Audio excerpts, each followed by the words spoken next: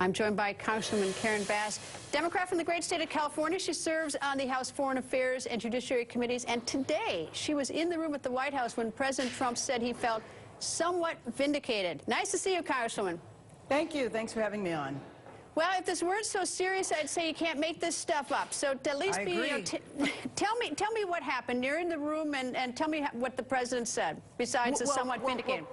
First of all, I was there with the leadership of the Congressional Black Caucus to meet with the president. And when they did the photo spray, when all of the reporters come in at the top of our meeting, one person shouted out and asked, did he feel vindicated? He said yes, and that's the sum total of it. I do have to say, though, that it really just raises the question to me of the credibility of the chair. I don't understand how Chairman Nunes can be in the center of an investigation of this issue, and it just raises the question as to why we need an independent investigation. At this point, it needs to be bipartisan, but I frankly think it needs to be outside of Congress. We know that Chairman Nunes was a surrogate during the campaign. He was a part of the transition team, and I think he needs to figure out what is his role now. Is he going to continue to be a surrogate for the president, or is he going to be the chairman of the Intelligence Committee? I think if you went back to the last Congress and talked to Congressman Mike Rogers, who is chairman of the House Intel, and Dutch Ruppersberger, the ranking member, they would tell you how they prided themselves on how much they worked together, and that's sort of the one committee, the Intelligence Committee, that was able to work together.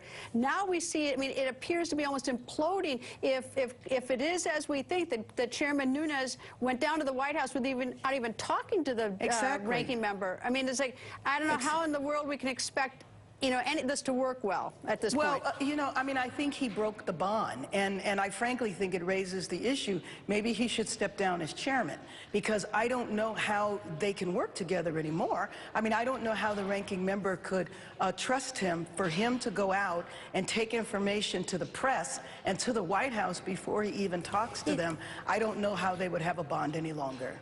Did the president go back to, when he met with the Congressional Black Caucus, did he go back to any discussion of this? Because what struck me as unusual is that the president's statement was sort of low-key, like he felt somewhat vindicated. And I usually think of him as sort of a more bombastic person, like, see, I told you I was right.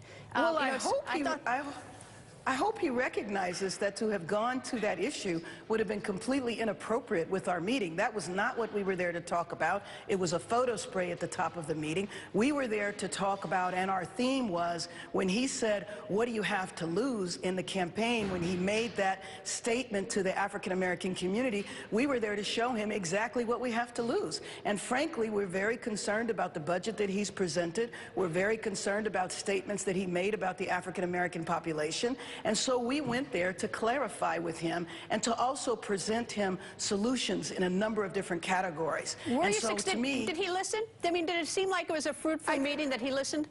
I do think he listened. I think a lot of what we told him, he was very surprised by. So clearly, he doesn't have the exposure and the knowledge of the African-American community. But therein lies the reason why you relate with the Congressional Black Caucus. There's 49 members of Congress. We represent over 70 million people. We are subject experts in a lot of different areas of policy, and we were there to share that with him. And so, we will see. We raised a number of different issues, but it would have been really inappropriate to have talked about Nunes in the middle of our meeting.